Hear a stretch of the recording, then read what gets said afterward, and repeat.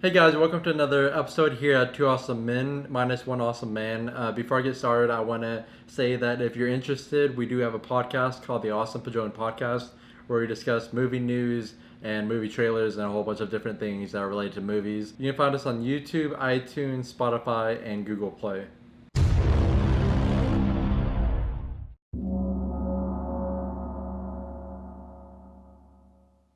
So this video is going to be a little bit different than what we've done before. It's been something I've been kind of interested in doing for a little while. We might not do it every month, but we'll try to at least do it all the summer months, since that's where most of the big movies come out.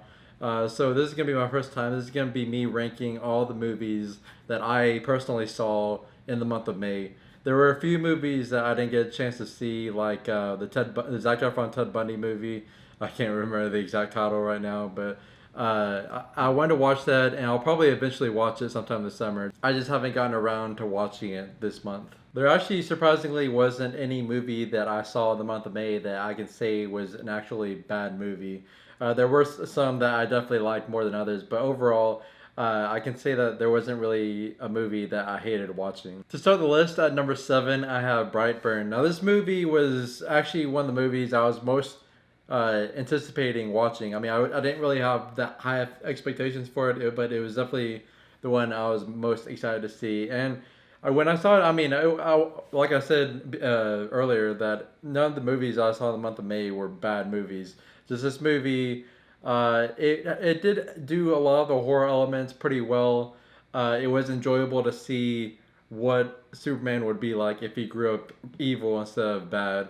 Just they didn't really dive that deep into the character of Brandon, but they never really explained what the voices that he was hearing in his head were, and it got kind of made it a little bit confusing. And since they brought it up, it would have been nice for them to have explained it. There were certain scenes that were just written kind of weakly, and the editing kind of made some scenes feel a little bit choppy, especially towards the beginning. But overall, this movie was enjoyable. It's definitely a movie I still recommend, especially if you're into like slasher kind of horror movies. There's a lot of gory death scenes I haven't seen before in a movie. And it was definitely a pretty exciting movie. At number 6, I have Disney's Aladdin. Now, this movie I know had a lot of hate come upon it from a lot of different people. But I will say it might have been just because I haven't seen the original cartoon since I was a little kid, so I don't really remember it too much. But I actually really did. I really did enjoy this movie. Will Smith did great as Genie, which a lot of people were scared about and hating on before the movie came out, which actually turned out to be one of my favorite parts of the movie. Not my favorite part of the movie, but one of my favorites. A lot of the set pieces were amazing. Just overall, I thoroughly enjoyed how they brought this movie to life. A lot of the things were cool to see in live action, and a lot of the musical numbers were actually done pretty well. I will say that Jafar, I still think, which is so this was something I noticed in the trailer and I noticed throughout the movie. I just feel like Jafar was horribly miscast. The actor who played Jafar definitely did do a pretty good job acting wise, which pretty much everybody in this movie I thought did pretty good acting wise. I just feel like he was just miscast as Jafar. And like I said, Aladdin was never really one of my favorite Disney movies, the cartoon that is. So I never really watched it that much, and it just wasn't some. It wasn't a movie that interested me as a kid. And just watching the movie, it was definitely a fun movie, but with ranking this list, it definitely comes in the lower half. At number 5, I have Rocket Man. Now, this movie was definitely a really good music biopic. I was actually surprised that they decided to go with a musical. The movie was an actual musical, and I'm not a huge fan of musicals, but I do think that that style fit the story of Elton John pretty nicely because Elton John was this larger than life superstar, so it kind of fit just these big musical numbers and elaborate costumes, and just everything about it was so fantastically told. And Taron Egerton better get nominated for an Oscar for this movie, because I know the Oscars like to forget about performances that are earlier on in the year. So I hope they don't overlook him like they did Toni Collette with Hereditary last year, which came out around this time of year. So hopefully they remember him. I do feel like they did a lot of the scenes did feel a little bit melodramatic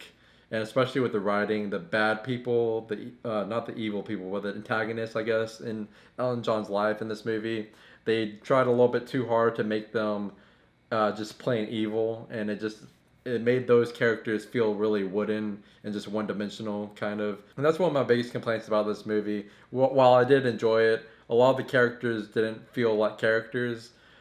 Which wasn't that big of a deal because Elton John, the Elton John character in this movie actually did feel like a character. It's just mostly the supporting characters that didn't feel like actual people. Uh, but overall, it was an enjoyable movie.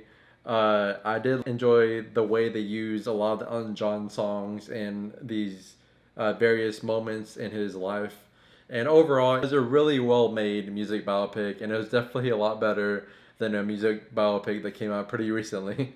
And at number 4, I have Booksmart. Now, this was Olivia Wilde's directorial debut, and I gotta say, this is a very strong entry for her first film. This is a movie a lot like Lady Bird, where it could have been a very cliche and just one note movie, but they were able to tell a story that was so uniquely told and actually really enjoyable and really funny to watch at times.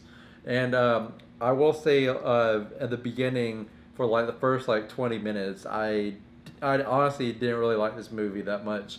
A lot of the jokes didn't land and just didn't feel like that unique of a movie. It felt like one of those throwaway comedy movies.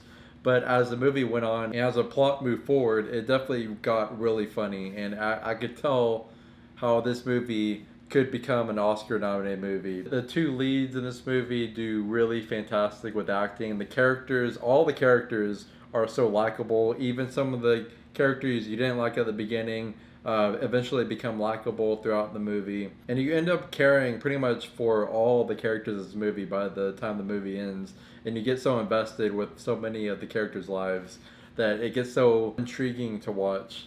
At number 3, I have Pokemon Detective Pikachu. Now, this movie, when it was first announced that Ryan Reynolds was gonna be cast as Detective Pikachu, it was kind of hard for my mind to just wrap around that concept. It's kind of hard to just picture Ryan Reynolds' voice come out Pikachu. But after the first trailer dropped, and then once the movie came out, it was just so clear that it was just the perfect choice, and it was a perfect combination. Ryan Reynolds does amazing in this movie, but that's not really what I want to focus on because that was definitely the highlight of the movie. But other than that, this movie actually told a pretty decent story, a pretty compelling story. The main character was you felt for him because of what he was going through and his dad being missing and not feeling like his dad was there for him for most of his childhood. It was just so fun to watch. It would definitely brought out what I loved about Pokemon, watching the Pokemon movies as a kid. It definitely captured that same feeling. And the CGI and the design for a lot of the Pokemon were just so mind blowing because they look exactly like how you would imagine actual Pokemon to be in real life. And I would love for them to do more of these live action Pokemon movies. And honestly, I would like another Detective Pikachu movie, but it'd be kind of hard to see how they would do that, judging by how this movie ended. But I do look forward to future live action Pokemon movies. For my runner up, I have John Wick Chapter 3 Parabellum. This movie was the epitome of an action movie. There are some things, some stunts that were in this movie that I've never seen in an action movie before. There's things with horses, there's things with dogs. So many things, so many action scenes in this movie were just so unique. And not only were they unique, but they were executed so perfectly. And after the cliffhanger of the second movie, the beginning of this movie, the beginning like 20 minutes of this movie was everything I wanted to see. After that cliffhanger set up this movie, and then after that was just a roller coaster of a ride, a roller coaster of a movie, just as John Wick is going across the world, as he is trying to get out of the consequences that he's facing from his actions from the second movie. I will say though that the one huge thing that kind of brings this movie down quite a bit for me is that the ending I felt wasn't the best it could have been. There's things that happened to John Wick, or one thing in particular that happens to John Wick that kind of I can't really suspend my disbelief to believe that he could have survived from that one thing, and it just felt like a cop out for them to be able to set up the next movie. And I feel like they should have went with something else. I don't mind the idea or the concept that they were trying to do, but I feel like they could have done it a different way. And for number one, I have Godzilla King of the Monsters. Now, I know this is going to be a controversial kind of pick because a lot of critics have been hating on this movie. Although I do think that the audience score on Rotten Tomatoes is pretty high. Last I checked, it was like 90%. So hopefully a lot of you will agree with me. But this movie was definitely one of my favorite Godzilla movies I've seen. And I'm a decent sized Godzilla fan. I watched a few of the movies as a kid, although most of the time when I was a kid I would just watch the Godzilla parts. I wouldn't really watch the whole movie. But that's the thing about this movie is the human storyline in Godzilla King of the Monsters was probably the most interesting human storyline I've seen in a giant monster movie. And that's the thing that a lot of critics are complaining about, which I don't really understand what their complaints are, because they're saying that the human aspects were pretty terrible. And that honestly had me pretty much almost as interested as the Godzilla fights. And then that's another complaint, is that a lot of people feel like they showed the monsters too much, but I honestly felt like they showed them just enough. And there's even a gradual build up to the final fight that was pretty perfect, because Godzilla has many fights throughout the movie, but they're just like really short fights. And he only has like maybe like one fight, and then just like one really mini one towards the middle of the movie, and then which built up to the the third and final fight that Godzilla has at the end of the movie. So I don't really understand most of the complaints of this movie. This movie was definitely one of the best movies I've seen this year, to be honest. And it kind of doesn't make sense because the villain's plan and idea were pretty much the same thing that Thanos had in Infinity War. I mean, they didn't have as much screen time maybe as Thanos. Maybe that's why people didn't like them as much. But their plan was pretty much the same thing, and it was still written pretty well. And you could understand what they were going for, even though you don't agree with them. It's still, you can see what they were trying to do. And the whole cast did amazing. The acting definitely elevated the writing, which I thought was pretty good to start with, but the acting definitely raised it to another level. And a lot of the comedic actors were actually pretty funny. I was kind of scared whenever they're in the trailer, they showed that oh my god, Zilla joke. I was kind of scared that we're going to get a lot of cheesy jokes in this movie, but a lot of them, even that joke, when it was in the movie, it just fit the movie so perfectly, and it fit the character so perfectly, and it was just such an entertaining movie. And the fight scenes, when they do actually show them, the monsters are designed so amazingly. The fight scenes are so exciting. Like, it's overall, it's such a great and entertaining movie. I don't understand why critics and a lot of people hate it so much, but it's definitely my favorite movie of the month of May. So there you go, guys. There's my ranking of the 7 movies I saw in the month of May this year. Go ahead, comment below and tell me what you would rank the movies that you saw, and maybe if you agree or disagree with my ranking. And don't forget to follow us on social media. We have Facebook, Instagram, and Twitter, all at 2awesomemen. And also consider subscribing to this channel. Thank you so much for watching, and we'll see us later.